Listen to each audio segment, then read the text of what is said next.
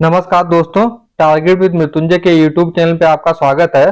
दोस्तों, इस YouTube channel पे इतिहास के संपूर्ण पाठ्यक्रम की चर्चा की जा रही है और आपको जो भी टॉपिक की चर्चा की जाती है इतना डेप्थ में कंटेंट दिया जाता है कि आपको अच्छी-अच्छी पेड क्लासेज जब आप कोचिंग वगैरह करेंगे वहां भी आपको कंटेंट नहीं मिलेगा। दोस्तों, हम लोग सिंधु घाटी सभ्यता की चर्चा कर रहे हैं और इसमें हम लोग सामाजिक स्थिति चर्चा कर चुके हैं। अब हम लोग चर्चा कर रहे हैं धार्मिक स्थिति। तो हम लोग धार्मिक स्थिति से रिलेटेड एक पहले क्लासेज कर चुके हैं, उसी का कुछ सेगमेंट बाकी रह गया था, अंत्येष्टि संस्कार। और इससे लगातार नेट और असिस्टेंट प्रोफेसर के एग्जाम में प्रश्न पूछे जा रहे हैं। तो हम लोग आपको अंत्येष्टि संस्कार बिल्कुल आसान भाषा में समझाने की कोशिश करेंगे और ये दोस्तों सिंधु घाटी सभ्यता का छठा लेक्चर है। तो दोस्तों, आगे बढ़ने से पहले आपको बताना चाहेंगे कि डिस्क्रिप्शन में टेलीग्राम चैनल का लिंक दिया हुआ है, तो आप लोग डिस्क्रिप्शन में जाके टेलीग्राम चैनल से जरूर जुड़ें। और उसके बाद दोस्तों आपको बताना चाहेंगे कि टारगेट विद मृत्युंजय के यूट्यूब चैनल पे इतिहास के कोई भी अगर असिस्टेंट प्रोफेसर या कोई भी एग्जाम होता है उसकी प्रश्न की सबसे पहले सोल्यूशन यहाँ पे मैं आपको प्रोवाइड कराता हूँ। और हम लोग दोस्तों इस यूट्यूब चैनल पे इतिहास लेखन और हिस्टोग्राफी की भी चर्चा कर चुके हैं। आप लोग एक बार ये प्लेलिस्ट में जाके ये फोल्डर जरूर देखिएगा। और साथ साथ दोस्तों इस यूट्यूब चैनल पे 2 लाख प्रश्नों की भी चर्चा कर रहे हैं टॉपिक वाइज, आप लोग प्लेलिस्ट में जाके देख सकते हैं। तो दोस्तों प्रश्न बनता है कि अंत्येष्टि संस्कार के साक्ष्य कहां से मिलते हैं। तो सबसे पहले तो सिंधु सभ्यता में तो अंत्येष्टि संस्कार तभी तो पता चलेगा जब कब्रिस्तान के साक्ष्य मिलेंगे। तो दोस्तों सिंधु सभ्यता में कब्रिस्तान कहाँ स्थित होते थे? बस्ती के बाहर। दोस्तों अगर आपको कंटेंट अच्छा लगे तो चैनल को सब्सक्राइब जरूर कीजिएगा। और इसका अपवाद क्या है, कैसे सिंधु घाटी सभ्यता में अंत्येष्टि संस्कार के साथ कब्रिस्तान के साथ बस्ती के बाहर होते थे। लेकिन दोस्तों इसका एक अपवाद है, क्या? भगवानपुरा। तो प्रश्न इस तरीके से पूछा जाएगा, किस स्थल की समाधि बस्ती के बीच में स्थित है? तो दोस्तों इसका आंसर होगा भगवानपुरा। अब दोस्तों ये अंत्येष्टि संस्कार कितनी विधियां इनमें प्रचलित थी सिंधु घाटी सभ्यता में? तो दोस्तों 3। कौन कौन सी? पूर्ण समाधिकरण, आंशिक समाधिकरण और दाह संस्कार। दोस्तों पूर्ण समाधिकरण क्या होता है? जो मुस्लिम वगैरह करते हैं, जो कहते हैं बिल्कुल कब्र में गड़ा के ऊपर मिट्टी वगैरह डाल देते हैं। आंशिक समाधान में क्या होता है? इसमें कैसे जो राख वगैरह होती है या कैसे हड्डियां वगैरह होती हैं उन्हीं को समाधान किया। और दाह संस्कार में क्या होता है? जो हिंदुओं में प्रचलित है, आग लगा देना। तो दोस्तों अगर प्रश्न पूछा जाए के बाद एक बार पूछा भी जा चुका है, किस स्थल से तीनों प्रकार के समाधान के साक्ष्य मिलते हैं? दोस्तों इसका आंसर है कालीबंगा। दोस्तों अगर प्रश्न पूछा जाए किस स्थल से प्रतीकात्मक कब्र के साक्ष्य प्राप्त होती है? दोस्तों कालीबंगा। दोस्तों अगर प्रश्न पूछा जाए कि सैंधव सभ्यता से सबसे ज्यादा प्रचलित अंत्येष्टि संस्कार कहां से मिले हैं? तो दोस्तों दाह संस्कार। प्रश्न एक बार फिर से रिपीट कर लीजिए कि सैंधव सभ्यता में सबसे ज्यादा प्रचलित अंत्येष्टि संस्कार। तो दोस्तों सबसे ज्यादा ये सिंधु घाटी सभ्यता के लोग क्या करते थे? दाह संस्कार। दोस्तों ये एग्जाम में एक बार प्रश्न पूछा गया था कि आंशिक समाधिकरण के उदाहरण कहां से मिले गए? तो अच्छे अच्छे लोग क्लीन बोल्ड हो गए। दोस्तों ये आंशिक समाधान के समाधिकरण के साथ कहां से मिले? भागलपुर से। आप लोग इसका स्क्रीनशॉट लेना चाहें तो ले सकते हैं।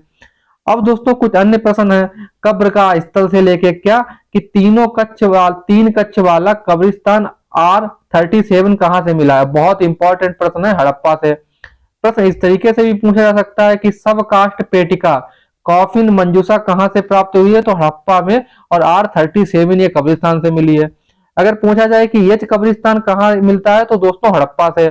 अगर प्रश्न पूछा जाए किस स्थल से कंकाल तो मिले हैं लेकिन कोई कब्रिस्तान नहीं मिला है? तो दोस्तों इसका आंसर होगा मोहनजोदाड़ो से कोई नहीं मिला है। अब दोस्तों ये एग्जाम में लगातार प्रश्न पूछे गए हैं, क्या पूछे गए हैं कि युगल समाधान के साथ कहां से मिले हैं? तो दोस्तों कालीबंगा और लोथल से। एक युगल समाधान कहां से मिला है? कालीबंगा से। 3 युगल समाधान कहां से मिले? लोथल से। तो आप लोग इसका स्क्रीनशॉट लेना चाहें तो ले सकते हैं। कुछ अंत्येष्टि से रिलेटेड और प्रश्न पूछे जा सकते हैं, क्या पूछे जाते हैं? इधर साक्ष्य और समाधि स्थल। ईंटों पे बने समाधि कक्ष कहां से मिले हैं? कालीबंगा से। मालिक के साथ कुत्ते के साथ कहां से मिले हैं? रोपड़ से। मालिक के साथ बकरी के साथ कहां से मिले हैं? लोथल से। स्त्री का बच्चे के साथ कहां से मिले हैं? हड़प्पा से। बड़ी चट्टान से ढकी कब्र के साथ कहां से मिले हैं? सुरकोटदा से। कलश समाधान के साथ कहां से मिले हैं? मोहनजोदाड़ो और सुरकाटो से। ये रिपीटेड क्वेश्चन है, आ सकता है। अवनतिकालीन हड़प्पाई कब्रगाह स्थल कहां से मिले हैं? दोस्तों सनोली, ये बागपत जिला यूपी में है। विकसित हड़प्पा कालीन कब्रगाह स्थल कहां से है? फरमाना और राखीगढ़ी। तो ये आप लोग इसका स्क्रीनशॉट लेना चाहें तो ले सकते हैं। अब दोस्तों कुछ अन्य प्रश्नों पे चर्चा करेंगे। दोस्तों आपका अंत्येष्टि संस्कार से रिलेटेड प्रश्न नहीं गलत होगा। क्या दोस्तों प्रश्न पूछा जाता है कि कहां पर कहां से सिर्फ एक कब्र से ही कंकालों की प्राप्ति हुई, अन्यथा अधिकांश कब्रें खाली हैं। तो दोस्तों इसका आंसर होगा धोलावीरा। अगर प्रश्न पूछा जाए कि चबूतरे पर शवदाह किए जाने के प्रमाण कहां से मिलते हैं, तो तरखान बाला डेरा, ये राजस्थान में। बहुत रेयर क्वेश्चन है दोस्तों।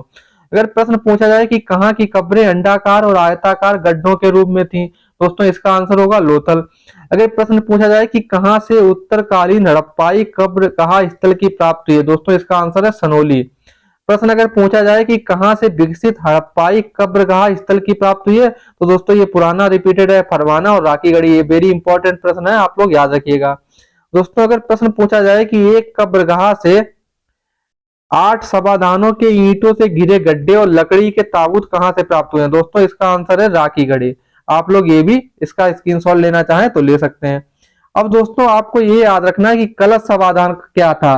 तो क्या रखा जाता था कलश समाधान में? एक कैसे ये कलश होता था, इसमें क्या रखा जाता था? जानवरों की हड्डियों की राख के साथ ये होता था। कहां पर ये इसके साथ मिले? मोहनजोदाड़ो और सुरकोटदा से। अब दोस्तों आपको कलश समाधान को लेके विद्वानों ने क्या कहा है, तो दोस्तों मार्शल और मेके ने क्या कहा है कलश समाधान को लेके कि ये प्रत्यात्मक समाधियां थी, और वहीं व्हीलर और पिगट क्या कहते हैं? सोख्ता गड्ढे हैं। दोस्तों आपको ये और याद रखना है कि ये सामान्य दिक् स्थापन, तो ये इनके ये किस तरीके से समाधि जो करते थे, तो इनके सिर किधर होते थे? उत्तर की तरफ। सिर होते थे उत्तर की तरफ, और इनके पैर किधर होते थे? दक्षिण की तरफ। लेकिन कुछ इसके अपवाद हैं। क्या अपवाद है? कि लोथल में सिर होता था दोस्तों पूर्व और पैर होता था पश्चिम। रोपड़ में क्या होता था? सिर होता था पश्चिम, पैर होता था पूर्व। और वहीं कालीबंगा में क्या होता था? सिर दक्षिण में और पैर उत्तर में। 3 अपवाद हैं, तो आप लोग इनको भी देख लीजिएगा। ये हम लोग सिंधु घाटी सभ्यता के अंत्येष्टि संस्कार से रिलेटेड सभी प्रश्न हो चुके हैं। आप इस चैनल को ज्यादा से ज्यादा दोस्तों को मतलब सजेस्ट करें और लाइक करना ना भूलें दोस्तों। अन्य किसी टॉपिक